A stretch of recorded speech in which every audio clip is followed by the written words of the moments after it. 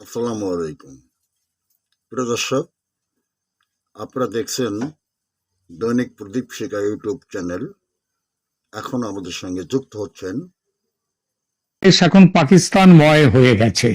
৭১-এর স্মৃতি তো বহু দূরে চলে গেছে, মানে যারা এখন বাংলাদেশের শাসন ক্ষমতায় তাদের সৌজন্যে।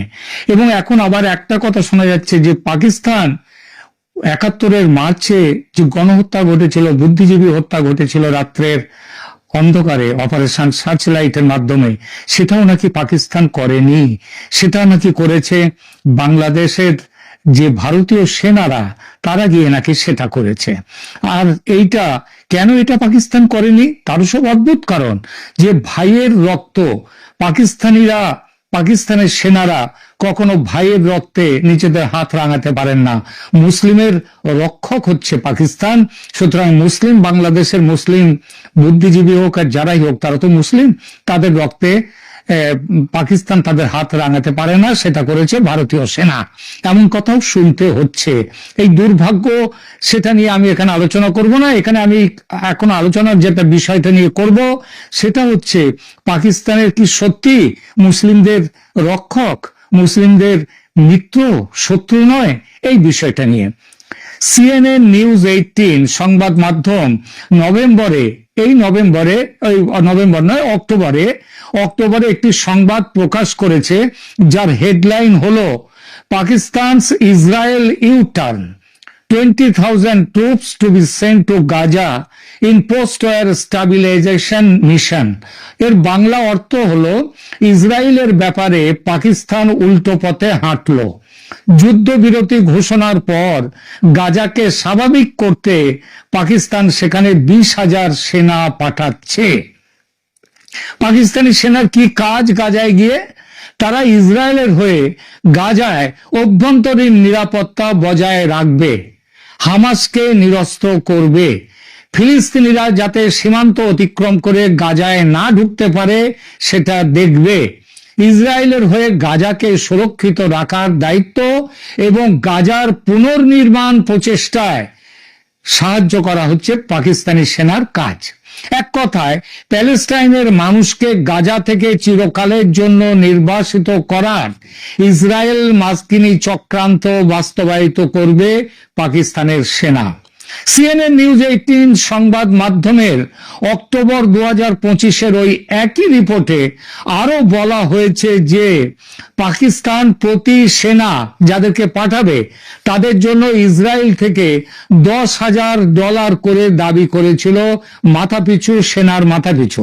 কিন্তু ইসরায়েল শুধু $100 অফার করেছিল, রাজি হতে চায়নি পাকিস্তান। কিন্তু আমেরিকা শাসিয়ে দিয়েছে, টাকার বিষয়টা তোমরা দেখবে না, আমরা কথা বলবো ইসরায়েলের সঙ্গে, তোমরা সেনা পাঠাও।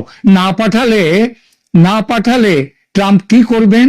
ট্রাম্পের প্রশাসন সম্প্রতি 2025-এর এই ডিসেম্বরে, একেবারে সম্প্রতি, পাকিস্তানের F-16 বিমান বহর যেগুলো আমেরিকা পাঠিয়েছিল, তাদের আধুনিকীকরণের নাম করে $686 মিলিয়ন প্যাকেজ অনুমোদন করেছে। সেটা দেবে না যদি পাকিস্তান সেনা পাঠাতে রাজি না হয়। এছাড়া IMF এর, ইন্টারন্যাশনাল মনিটারি ফান্ডের $7 বিলিয়ন যে ঋণ এবং $1.4 বিলিয়ন যে জলবায়ু স্থিতিস্থাপকতা তহবিল, সেটাও আটকে দেয়া হবে। বিশ্ব ব্যাংক থেকে ঋণ মিলবে না, বকেয়া ঋণের কিস্তি পরিশোধ করার জন্য চাপ আসবে এবং ইসলামী উপসাগরীয় রাষ্ট্রগুলোকে বলে দেয়া হবে পাকিস্তানকে কোনো আর্থিক সাহায্য যেন না দেয়া হয়। আরো আছে 9/11-এর সেই যে টুইন টাওয়ার ধ্বংসের প্রেক্ষিতে যে নিষেধাজ্ঞা বা স্যাংশন পাকিস্তানের ওপর চাপিয়েছিল আমেরিকা, তার বেশ কিছু এখনো আছে। সেটা কিন্তু তোলেনি আমেরিকা। আমেরিকার কথা না শুনলে সেই স্যাংশন থেকেই যাবে। চাপের রাজনীতি খুব ভালো বোঝে আমেরিকা। বাইডেন সাহেব যাওয়ার আগে গত বছর ডিসেম্বরে পাকিস্তানের মিসাইল প্রোগ্রামে নিষেধাজ্ঞা আরোপ করে গিয়েছেন। আসিম মুনির খুব চেষ্টা করছেন ট্রাম্প সাহেবের মন জুগিয়ে এই সব সমস্যা থেকে বেরিয়ে আসতে, আর ট্রাম্প সাহেবও বুঝে গেছেন পাকিস্তানের কোনো উপায় নেই। এমনই ভিখিরির দশা হয়েছে পাকিস্তানের। সুতরাং জাদ ভাই ফিলিস্তিনিদের রক্তে মাখা হাত, সেই রক্তে মাখা ভাত যদি খেতে হয় তাতেই বা ক্ষতি কি? তাছাড়া পাকিস্তানের রক্তে আছে, সধর্মী ভাইয়ের রক্তে হাত রাঙানোর লম্বা ইতিহাস। বাংলাদেশের কথা তো শুরুতে বলেছি, সেটা তো অনেকে মানতে চাইছেন না, না মানুন। তাহলে শুনুন, এই প্যালেস্টাইনিদের কি করেছিলেন পাকিস্তানি জেনারেল জিয়াউল হক সাহেব, সেটা তো খুব পুরনো ইতিহাস নয়। জর্ডানে, ওই মধ্যপ্রাচ্যের জর্ডানে ব্ল্যাক সেপ্টেম্বর 1970 নামে কুখ্যাত হয়ে রয়েছে সেই ঘটনা। ব্রিগেডিয়ার মোহাম্মদ জিয়াউল হক, যিনি পরে পাকিস্তানের স্বৈরশাসক জেনারেল হয়েছিলেন, তিনি 1967 সালে জর্ডানে প্রশিক্ষণ দিতে, সেখানকার সেনাবাহিনীকে প্রশিক্ষণ দিতে গিয়েছিলেন। আর 1970-এ তিনি মানে জিয়াউল হক সরাসরি জর্ডানের রাজা হুসেনের প্যালেস্টাইন মিশনে জড়িত হয়েছিলেন। কি মিশন? মিশনটা হচ্ছে 1970-এর সেপ্টেম্বরে যখন ফিলিস্তিনি প্রতিরোধ গোষ্ঠীগুলি জর্ডানীয় রাজকীয় কর্তৃত্বকে চ্যালেঞ্জ করেছিল, জিয়াউল হক সরাসরি সামরিক অভিযানের দায়িত্ব নিয়েছিলেন জর্ডানের হয়ে। ফলাফল পাকিস্তানি বাহিনীর হাতে মাত্র 11 দিনে সরকারি হিসেবে 10,000 এবং বেসরকারি হিসেবে প্রায় 25,000 ফিলিস্তিনি নিহত হন, যাদের বেশিরভাগই ছিল বেসামরিক সাধারণ ফিলিস্তিনি মুসলিম।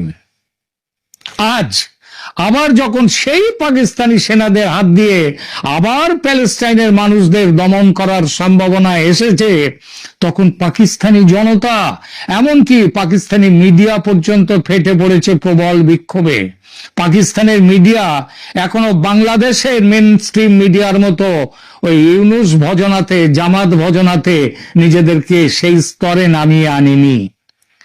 মানুষ পাকিস্তানে নেমে এসেছে রাস্তায়, স্লোগান তুলেছে আসিম মুনিরের বিরুদ্ধে। তার বিরুদ্ধে লোভ এবং বিশ্বাসঘাতকতার অভিযোগ উড়ে বেড়াচ্ছে সারা পাকিস্তানে। মুসলিম জনতা ইসলামের রক্ষক হিসেবে যে আসিম মুনির নিজেকে প্রচার করতেন, তিনি এখন ঈশ্বরের, আল্লাহর উম্মার প্রতি বিশ্বাসঘাতক হিসেবে মানুষের ঘৃণা কুড়োচ্ছেন। কেবল দেশের মানুষ নয়, সারা বিশ্বের মানুষ আজ এই প্রশ্ন তুলছে যে পাকিস্তানের সেনা কি শান্তি রক্ষা বাহিনী, নাকি দেশের সার্বভৌমত্ব রক্ষার জন্য আছে, নাকি ভাড়াটে সেনা হিসেবে, মার্সেনারি হিসেবে তারা কাজ করে, যারা টাকার বিনিময়ে যাকে খুশি তাকে মারার বরাত নেয়। আজ পাকিস্তান নিয়ে এই কথাগুলো তুললাম, প্রথমেই বলেছি যে জন্যে সেই ঘটনাটা, সেটা হচ্ছে বাংলাদেশে আজ যা ঘটছে তার পরিপ্রেক্ষিতে। সারা বাংলাদেশ আজ যে তীব্র গৃহযুদ্ধের মুখোমুখি এসে দাঁড়িয়েছে, তার মূলে আছে বাংলাদেশেরই কিছু সংখ্যক মানুষের তীব্র পাকিস্তান প্রেম এবং সেই সঙ্গে তীব্র ভারত বিরোধিতা। অর্থাৎ পাকিস্তানের শত্রু ভারত, অতএব বাংলাদেশের শত্রু ভারত। আর এই প্রেম ও বিরোধিতার মূলেও আছে আরেকটি জিনিস, সেটা হচ্ছে ধর্ম। পাকিস্তান মুসলিম দেশ, তাই সে আমার মিত্র, আর ভারত হিন্দু প্রধান দেশ, তাই আমার শত্রু। তাই ভারত যতই আমার পাশে দাঁড়াক, এর বাইরে আর কোনো কারণ নেই। যারা এই রাজনীতি দিয়ে জ্বালিয়ে দিচ্ছে আজ বাংলাদেশকে, তাদের উদ্দেশ্যে বলি, ধর্ম দিয়ে শত্রু মিত্র বিচার করবেন না। যে ভূ রাজনৈতিক অবস্থানে দাঁড়িয়ে আছে বাংলাদেশ ও ভারত, তাতে শত্রুতার অবকাশ নেই। এটা ভারতের ক্ষেত্রেও যেমন মিথ্যে নয়, সত্যি, কিন্তু তার চেয়ে ঢের বেশি সত্যি বাংলাদেশের ক্ষেত্রে। কারণ ভারত অনেক বড় দেশ, বাংলাদেশ অনেক আয়তনেও ছোট্ট, সমস্ত দিকেই ছোট্ট দেশ। সুতরাং এখনো সময় আছে। তীব্র ভারত বিরোধিতার ঢেউয়ে ভেসে বাংলাদেশের বড় সর্বনাশ করবেন না। মুখে লাগাম দিন, নইলে কিন্তু অনেক বড় মূল্য দিতে হবে। যেভাবে মূল্য দিতে হয়েছে ও হচ্ছে আজ ইউক্রেনকে, যেভাবে ইউক্রেনের বিস্তীর্ণ ভূখণ্ড চলে গেছে রাশিয়ার হাতে, তেমন ভাবে বাংলাদেশের ভূখণ্ড যদি ভারতের দখলে যায় অবাক হবেন না, অবাক হওয়ার কিছু নেই। রাশিয়াকে আমেরিকা, ইউরোপ যেমন স্যাংশন দিয়েও, বহু রকমের বিরোধিতা দিয়ে করেও, অস্ত্র শস্ত্রের সাহায্য করেও যেমন কিচ্ছু করতে পারেনি, ভারতকেও কেউ কিচ্ছু করতে পারবে না। এটা জেনে নিন, শুনে নিন। কেউ আসবে না বাংলাদেশের পাশে, চীন তো আসবেই না, পাকিস্তানকে খুঁজে পাওয়া যাবে না, দেখে নেবেন। আল্লাহ সুবুদ্ধি দিন বাংলাদেশের বালো খিল্ল এই বদমাশদের। ধন্যবাদ। প্রায় ১৯৬০ বছর আগে রোম নগরীতে এক ভয়াবহ অগ্নিকাণ্ড ঘটেছিল, যা টানা ৬ দিন ধরে চলেছিল। এই আগুনে রোমের ১৪টি অঞ্চলের মধ্যে 10টি প্রায় ধ্বংস হয়ে যায়। প্রচলিত লোককথা অনুযায়ী যখন রোমবাসী আগুনে দগ্ধ হচ্ছিল এবং সহায় সম্বল হারিয়ে আর্তনাদ করছিল, সম্রাট নিরো তখন তার প্রাসাদের বারান্দায় দাঁড়িয়ে পরম নিশ্চিন্তে বাঁশি বাজাচ্ছিলেন এবং ট্রয় নগরীর ধ্বংস নিয়ে গান গাইছিলেন। সেই থেকে এই প্রবাদটি প্রচলিত, রোম যখন পুড়ছিল নিরো তখন বাঁশি বাজাচ্ছিল। অধ্যাপক ইউনূস যে নিরোর মতো বাঁশি বাজাচ্ছিলেন তা বলার কারণ হলো, প্রথম আলোর ডেইলি স্টারে হামলাকারীরা পৌঁছানোর আগে সরকার উচ্চ পর্যায়ে সাহায্য চেয়েও তা না পাওয়ার অভিযোগ করেছে পত্রিকা দুটি।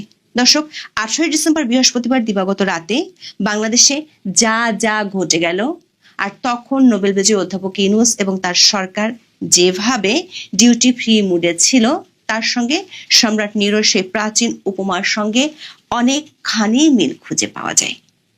আমাদের হিসেবে ওই রাতে সারা দেশে কমপক্ষে 16টি জায়গায় হামলা, ভাঙচুর, অগ্নিসংযোগ আর হত্যাকাণ্ডের ঘটনা ঘটেছে।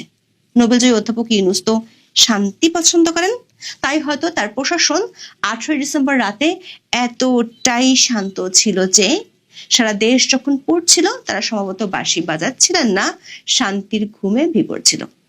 অবশ্য প্রায় 14 ঘন্টা পর মোহাম্মদ ইউনূসের দপ্তরের ঘুম ভাঙলে দুটো বিবৃতি জোটে বাংলাদেশের মানুষের কপালে।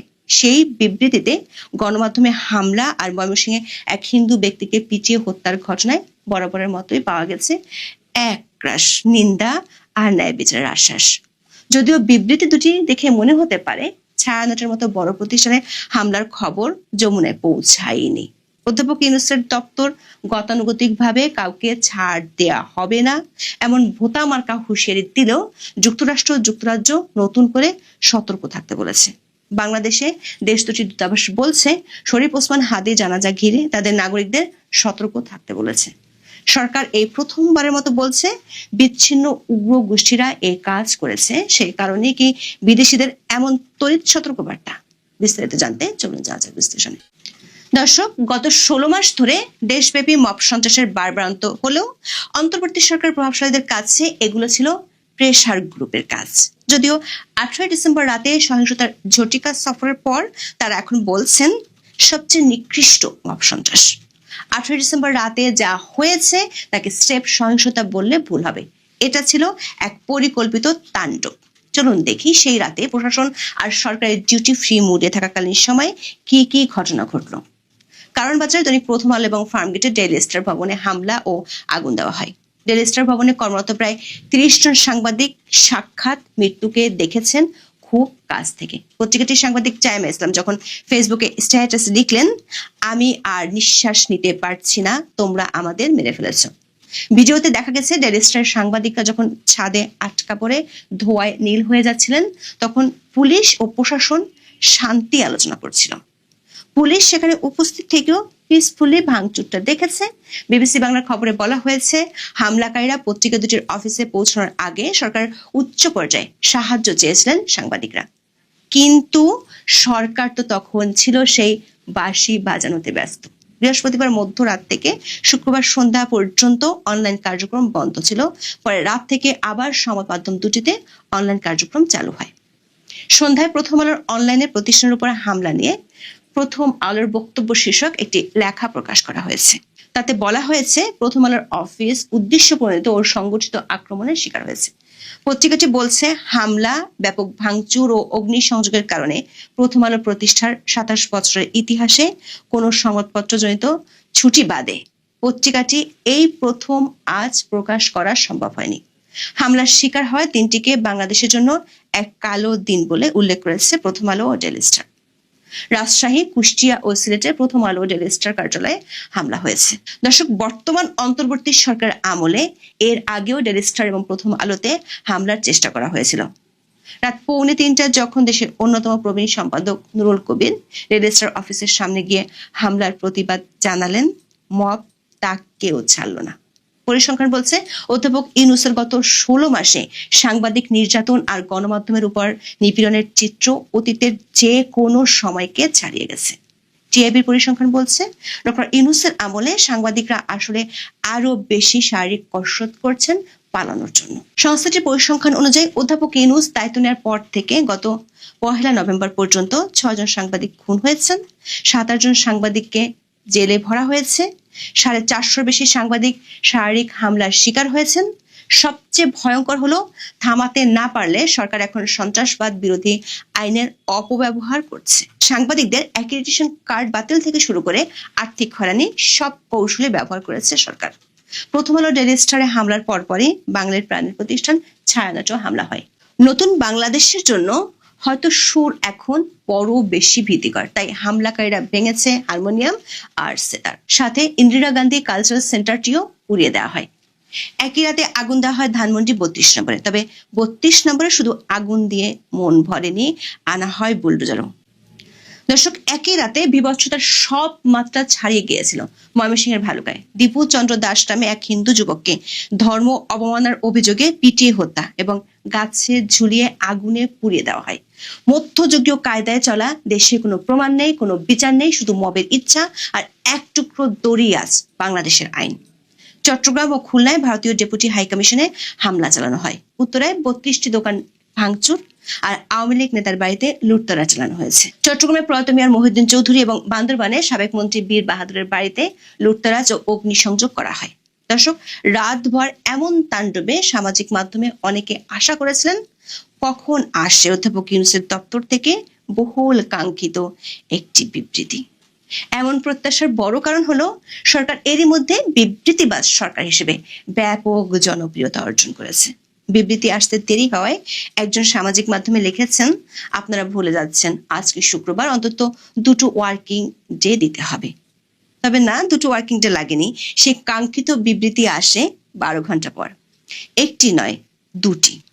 প্রথম বিবৃতিটি আসে 19 ডিসেম্বর দুপুর 1:02, যেখানে জানানো হয় দৈনিক প্রথম আলো ও ডেইলি স্টার কার্যালয়ে বর্বরোচিত হামলার ঘটনায় পত্রিকা দুটির সম্পাদকের সঙ্গে টেলিফোনে কথা বলেছেন মোহাম্মদ ইউনূস। 2 সম্পাদককে 1 গামলা গভীর সমবেদনা আর 1 বালতি পূর্ণ নিরাপত্তা এবং প্রয়োজনীয় অন্যান্য সহযোগিতার আশ্বাস দেন প্রধান উপদেষ্টা। দর্শক, যেখানে 27 বছরের ইতিহাসে এত বড় হামলার কারণে প্রথমবারের মতো পত্রিকার প্রকাশনা বন্ধ হয়ে গেছে, তারপর সরকারের পক্ষ থেকে বলা হচ্ছে পূর্ণ নিরাপত্তা দেওয়া হবে, অথচ বিবিসির খবরে বলা হয়েছে পত্রিকা দুটির সাংবাদিকরা সাহায্য চেয়েও পাননি। দ্বিতীয় বিবৃতিটি আসে দুপুর 1:28। এই বিবৃতিতে সরকার বলছে এগুলো কিছু ফ্রিঞ্জ এলিমেন্ট বা বিচ্ছিন্ন গোষ্ঠীর কাজ। পুলিশ ও সেনাবাহিনী আর শত শত মিডিয়ার সামনে যখন পত্রিকা দুটিতে হামলা চালানো হয়, তখন সেটি বিচ্ছিন্ন গোষ্ঠীর কাজ হয় কিভাবে? ঘন্টার পর ঘন্টা সময় পেয়েও ডেইলি স্টার বা ছায়ানট রক্ষা করা হলো নাই বা কেন? এটা কি প্রশাসনিক ব্যর্থতা নাকি মবকে লাইসেন্স দেওয়া? সমালোচকরা বলছেন মোহাম্মদ ইউনূস সরকার এখন তার নিজের তৈরি ফ্রাঙ্কেনস্টাইনের কাছে জিম্মি। এই দুটি বিবৃতির পর সামাজিক মাধ্যমে ব্যাপক সমালোচনার ঝড় ওঠে। একজন লিখেছেন, বিবৃতিতে ঠিক এমন কি কোনো শব্দ বা বাক্য আছে যা দেখে অপরাধীরা ভয় পাবে? সরকার উদ্দেশ্যে একজন লিখেছেন, তুমি সর্প হইয়া দংশন করো, ওঝা হইয়া ঝাড়ো। আর একজন লিখেছেন, সরকার বলেছে নাগরিকদের সচেতন থাকতে হবে, কারণ সরকার হিসেবে তাদের আসলে কিছুই করার ক্ষমতা নেই। দিন শেষে ছায়ানটে সমবেদনা জানাতে গিয়েছিলেন সংস্কৃতি উপদেষ্টা মোস্তফা সরোয়ার ফারুকী। তিনি হামলাকে ফৌজদারি অপরাধ বললেও প্রায় 24 ঘন্টা পার হতে চললেও না কোনো মামলা হয়েছে, না কেউ গ্রেপ্তার হয়েছে। তবে বরাবরের মতোই শুধু পাওয়া গেছে পূর্ণ ন্যায় বিচারের আশ্বাস আর নৃশংস অপরাধের সঙ্গে জড়িতদের কাউকে ছাড় না দেওয়ার বিরাট লম্বা ঘোষণা। কিন্তু দুটি প্রভাবশালী দেশ যুক্তরাষ্ট্র যুক্তরাজ্যের ঢাকার দূতাবাস বলছে ভিন্ন কথা। দেশ দুটি দূতাবাস বাংলাদেশে তাদের নাগরিকদের জন্য সতর্কতা জারি করেছে। শুক্রবার সন্ধ্যায় মার্কিন দূতাবাসের ওয়েবসাইট ও সামাজিক যোগাযোগ মাধ্যমে জারি করা সতর্কবার্তায় বলা হয়, শরীফ ওসমান হাদির নামাজে জানাজা হবে 20 ডিসেম্বর দুপুর 2টায় জাতীয় সংসদ ভবনের সামনে মানিক মিয়া অ্যাভিনিউতে। সতর্কবার্তায় বলা হয়েছে, যুক্তরাষ্ট্রের নাগরিকদের সতর্ক থাকতে অনুরোধ করা হচ্ছে এবং মনে রাখতে হবে, শান্তিপূর্ণ উদ্দেশ্যে আয়োজিত সমাবেশ ও কখনো কখনো সংঘাতপূর্ণ হয়ে উঠতে পারে এবং সহিংসতায় রূপ নিতে পারে। একই সঙ্গে নিজ দেশের নাগরিকদের সতর্কতা অবলম্বন করতে বলেছে যুক্তরাজ্যের foreign communal and development office. দর্শক, এমন সতর্কতার কয়েক ঘন্টার মধ্যে রাজধানীর তোপখানা রোডের উদীচী শিল্পগোষ্ঠীর কার্যালয়ে আগুন দেওয়া হয়েছে। সন্ধ্যা 7:20 আগুন দেওয়া হয় বলে জানিয়েছে সংগঠনটির একাংশের সাধারণ সম্পাদক জামশেদ আনোয়ার তপন। প্রত্যক্ষদর্শীরা জানায়, সন্ধ্যা 7টার দিকে একদল লোক এসে কার্যালয়টি ভাঙচুর করে ও অগ্নিসংযোগ করে। আগুন লাগার পর কার্যালয়ের ভেতরে আতঙ্ক ছড়িয়ে পড়ে। দর্শক, গত 17 অক্টোবর জুলাই সনদ স্বাক্ষর অনুষ্ঠানে অধ্যাপক ইউনূস বলেছিলেন, এখন আমরা সভ্যতার পথে পা বাড়িয়েছি। আমরা এমন এক সভ্যতা গড়ে তুলব যা দেখে বিশ্ববাসী ঈর্ষান্বিত হবে। 18 ডিসেম্বর রাতে সাংবাদিকরা যখন আগুনের শিখার মাঝে ছাদে দাঁড়িয়ে বাঁচার আকুতি জানায়, তখন পুরো বিশ্বের গণমাধ্যমে সেই ঈর্ষার খবর ছড়িয়ে পড়েছে বড় বড় হেডলাইনে। ঈর্ষা এখন সার্কাসের রূপ নিয়েছে। 10টি দেশের দূতাবাস, সাথে অধ্যাপক ইউনূসের বন্ধু বলে পরিচিত ভলকার তুর্ক বলেছে, ইউনূস সরকার উচিত সাংবাদিকদের নিরাপত্তা নিশ্চিত করা। দর্শক, বর্তমান বাংলাদেশের পরিস্থিতি অনেকটা এমন, একদল লোক একটা ডুবন্ত জাহাজকে উদ্ধার করতে এসে জাহাজের ফুটোগুলো বন্ধ না করে বরং জাহাজের মাস্তুলগুলো কেটে ফেলেছে, কারণ তাদের মতে ওগুলো পুরনো আমলের ছিল। দর্শক, 18 ডিসেম্বরের রাত আমাদের মনে করিয়ে দেয়, যখন রাষ্ট্র তার শক্তির একচেটিয়া অধিকার ফ্রি স্টাইলে ছেড়ে দেয়, তখন স্বাধীনতা বলতে শুধু পুড়িয়ে ফেলার স্বাধীনতাটুকুই অবশিষ্ট থাকে। সরকার আগামী ফেব্রুয়ারিতে নির্বাচনের কথা বলেছে, কিন্তু যে সরকার একটি সংবাদপত্রের অফিস বা একজন সম্পাদককে রক্ষা করতে পারে না, তারা স্বচ্ছ ব্যালট বাক্স রক্ষা করতে পারবে কিভাবে, সে প্রশ্ন থেকে যায়। সরকার বলছে তারা বিশৃঙ্খলার বিরুদ্ধে সতর্ক, কিন্তু সতর্কবাণী কেবল ফেসবুক আর কাগজের বিবৃতিতেই সীমাবদ্ধ। অবস্থা এমন দাঁড়িয়েছে, ইতিহাসের পাতায় অধ্যাপক ইউনূসের এই 16 মাস বিবৃতি 16 মাস হিসেবে লেখা থাকবে।